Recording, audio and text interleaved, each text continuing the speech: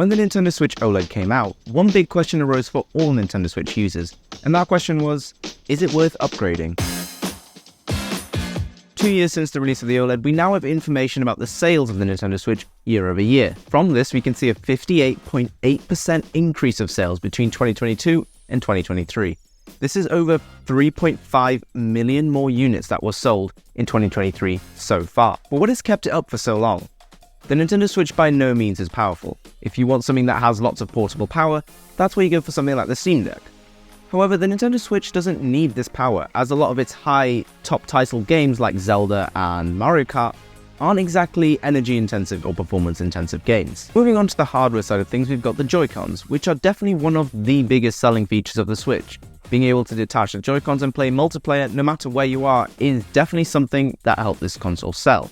You might be wondering why other companies haven't copied this yet. Well, Nintendo has filed patents for this, and not just the ability to detach them vertically, but in many different ways to try to stop companies from ever creating any that are similar. But the biggest selling point for the Nintendo Switch is the ability to swap between TV, tabletop, and handheld.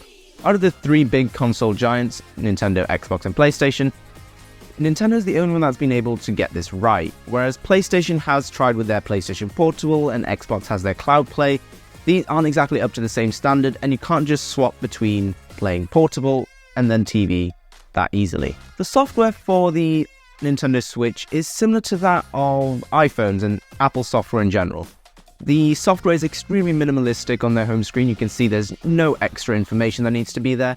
The settings is really limited. You can't access the file directory or anything like that, so it's almost locked you in. And not just that, you've got the exclusivity of Nintendo games like Mario, Zelda, and Pokemon games. This makes the Nintendo Switch feel more premium, even though that the original console was released all the way back in 2017. But being premium isn't the only thing that's great about this. It's the fact that it's so easy to use that children can use it, teenagers can use it, and even adults can use it.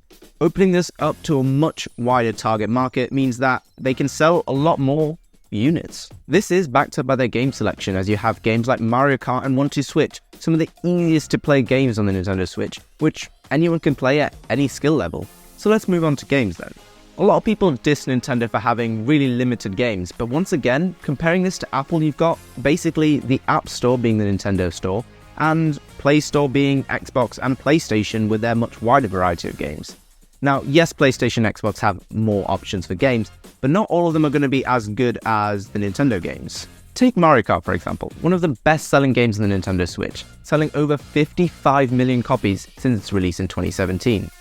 Now, if we look at Zelda Tears of the Kingdom, a game released much more recently after years and years of the Switch being out, managed to sell 18 million copies in the last few months, 10 million of which were released in the first 3 days. Okay, but no one's going to know about any of this without marketing. Now, Nintendo Switch's marketing has done really well. Take their YouTube video, for instance, the one which is called First Look at the Nintendo Switch. This is the release video for the Nintendo Switch, and it has received over 50 million views since its release. And the click, well, that speaks for itself. But everything I've just talked about is why the Nintendo Switch has done so well. So, should you upgrade? Well, that comes down to one question. How much do you use your Nintendo Switch in portable or handheld mode? If it's over 50%, I would say it's definitely worth the upgrade, being able to have that new OLED screen, better battery life, better speakers, and more storage. But if not, then you should probably save that extra money and maybe buy a few games or a Pro Controller. But if you want to upgrade your YouTube experience, subscribe to this channel. Thanks for watching.